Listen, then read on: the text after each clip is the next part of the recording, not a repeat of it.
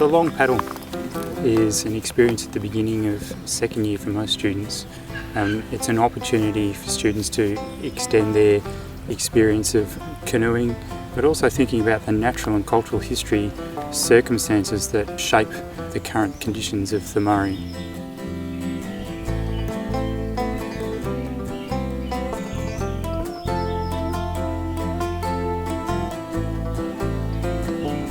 Using canoes allows us to get to places and to see things that we wouldn't otherwise be able to, I suppose, using, say, cars or buses. It allows us to see things like birds and animals coming down to access the river.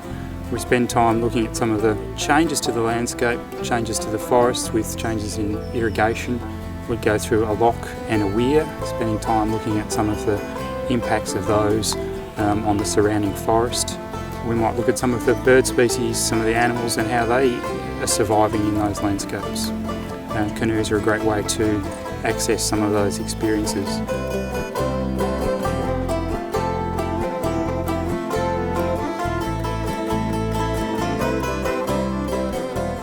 And it gives you a different viewpoint and vantage point to, I suppose, approach things from a different level.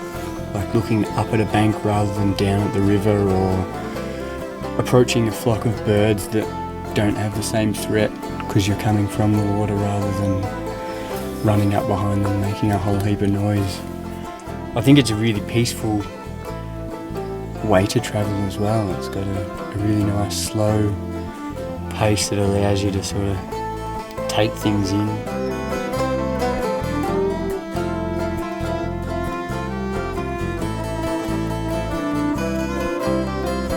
One time when we were just going along the river really easily, really smoothly, and we come across this emu just drinking on the side of the river, and we were just able to creep on off it so slowly because it just didn't realise that we were right there on the river, and we were so silent.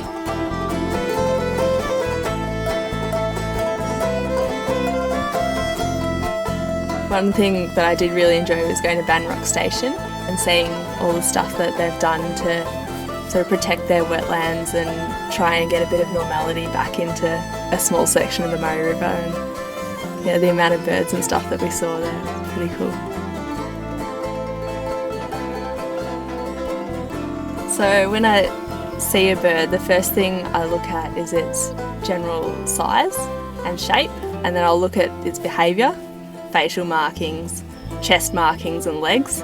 And then you flick through the bird book and you'll often find 2 or 3 birds that are quite similar, and then you'll look at where they're distributed and what sort of habitat they're in, and it'll often in the field guides say they like to hang around in the middle of the trees or they like to hang around on the ground or whatever, and that's a good way of narrowing it down as well.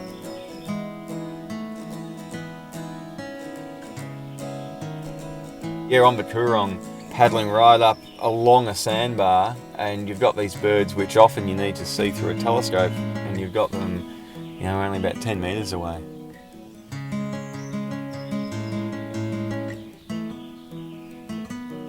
Sandpipers and the stints as well, they're even smaller wader birds. They're getting small organisms out of the sand, often polychaete worms, poking their bills into the sand, into the mud, and pulling out these little critters which are living in the mud, and they're there in abundance, these organisms, and so if they're in abundance then the birds are going to be too.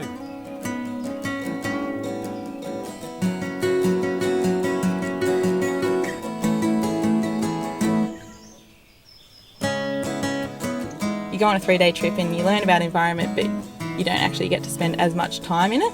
So being on a longer trip, you get to be a part of the environment and not just learn about it. Spending time at the Coorong Centre with the Indigenous there, learning about all the fruits and stuff are really interesting as well, because you walk past the bush and don't think anything of it, but they lived off this food. And now whenever I see those bushes, I'll be able to recognise them and realise that people were living off this for so many years.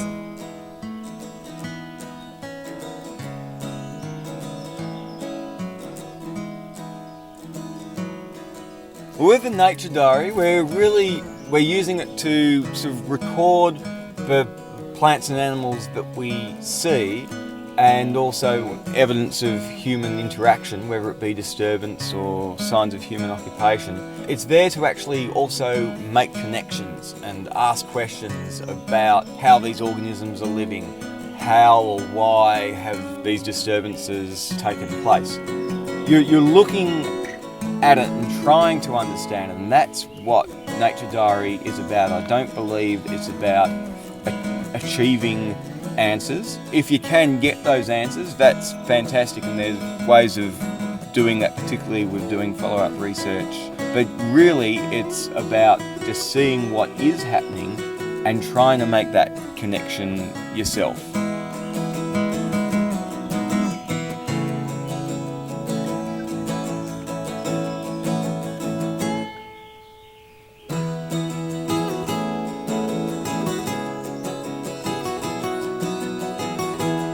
Piece of advice that I'd give somebody who will eventually do this trip is get out there and actually force yourself to understand the river's story.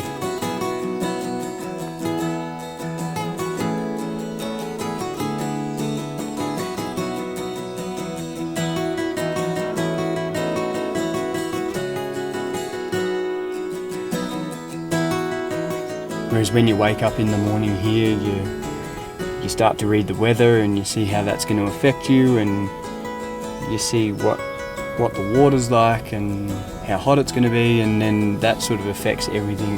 Yeah, it's a continual learning from the time you get up to the time you get back to the tent.